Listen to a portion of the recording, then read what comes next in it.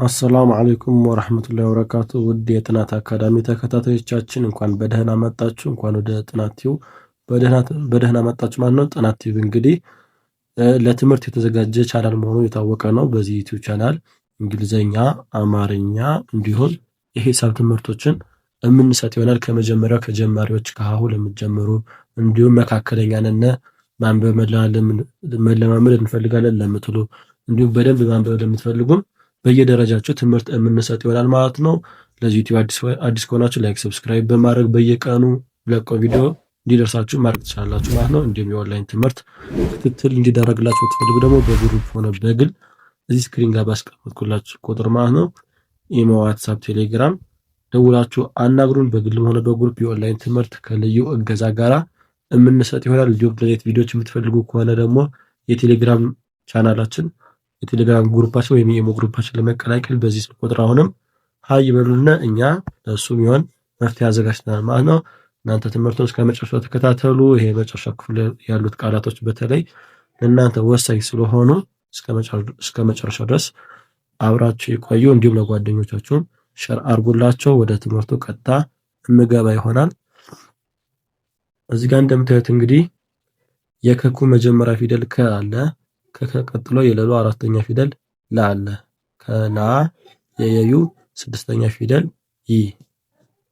ከላ ይ ከላይ። ለከኩ እንግዲህ ኬ ነው የምንጠቀመው። ኬ የመጀመሪያ ፊደል ስለሆነ ኬ ኢ ኬ ኢ። ላ ለሚለው ደግሞ ለለሉ ኤል ነው የምንጠቀም። ኤልን አራተኛ ፊደል ስለሆነ ኤል ኤ ኤል ኤ። ለዩ ደግሞ ዋይ ነው የምንጠቀም። ይህ ስድስተኛ ፊደል ስለሆነ አናባቢ አይኖረውም ማለት ነው። ስለዚህ ከላይ ብለን ስንጽፍ እናደርጋለን ማለት ነው። ኬኢ ኤልኤ ዋይ ይሆናል ማለት ነው። የከላይ ተቃራኒ ደግሞ ሌላ ቃል አለ። የከኩ መጀመሪያ ፊደል ከ አለ። እዚህ ከቀጥሎ የተቱ አራተኛ ፊደል ታ አለ። ከታ ቀጣይ ከታ ቀጥሎ ደግሞ የቸ ስድስተኛ ፊደል ች አለ። ከታች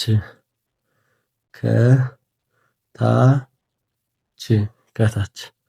ለከኩ እንግዲህ ኬን ነው የምንጠቀመው። ለከኩ ኬን ነው የምንጠቀመው።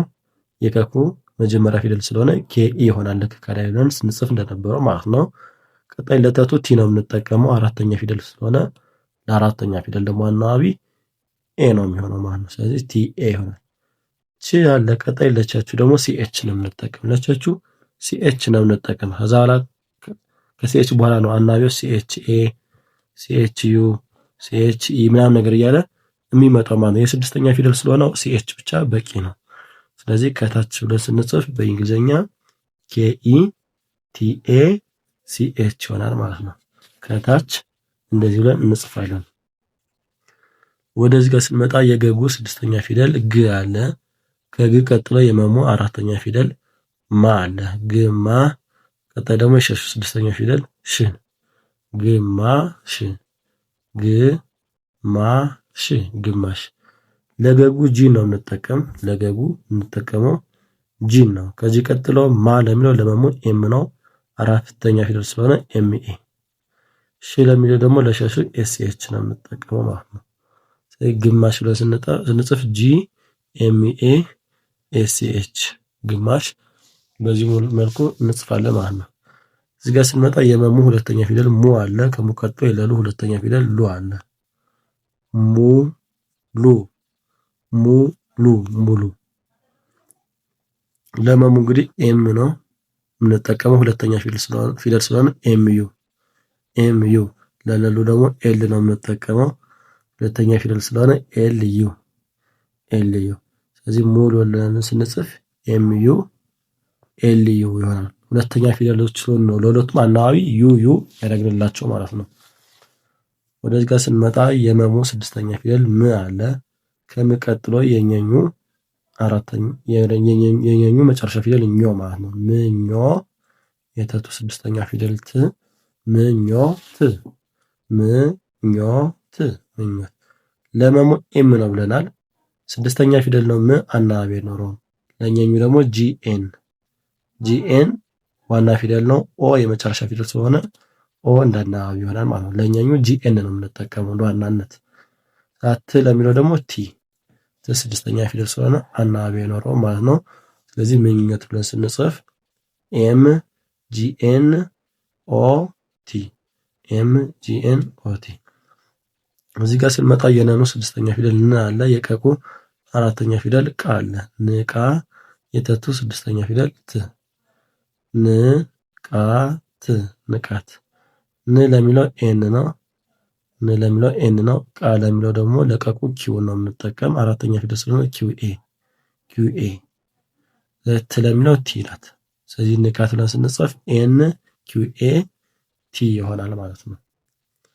ወደዚህ ጋር ስንመጣ የከኩ ስድስተኛ ፊደል ክ አለ። ከክ ቀጥሎ የፈፉ ስድስተኛ ፊደል ፍ አለ። ክፍ የለሉ ስድስተኛ ፊደል ል ክ ፍ ል ክፍል።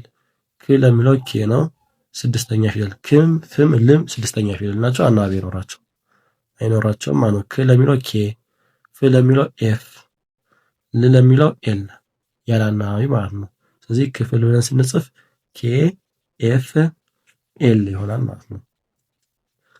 እዚህ ጋር ስንመጣ የሰሱ መጀመሪያ ፊደል ሰ አለ። የፈፉ ሶስተኛ ፊደል ፊ አለ። ሰፊ ሰፊ። ሰ ለሚለው ለሰሱ ኤስ ነው የምንጠቀም የመጀመሪያ ፊደል ስለሆነ አናባቢው ኢ ነው የሚሆን። ለፈፉ ደግሞ ኤፍ ነው የምንጠቀም ሶስተኛ ፊደል ስለሆነ ፊ አናባቢው አይ ይሆናል ማለት ነው። ስለዚህ ሰፊ ብለን ስንጽፍ ኤስኢ ኤፍ አይ ይሆናል ማለት ነው። እንግዲህ ውድ የጥናት አካዳሚ ተከታታዮቻችን የዛሬ ቪዲዮ ይህን ይመስላል። አጠር መጠን ያለች ናት። ቀጣይ በሌላ ቪዲዮ እመጣላችሁ ይሆናል። ቀጣይ እስክንገናኝ ሰላም አለይኩም።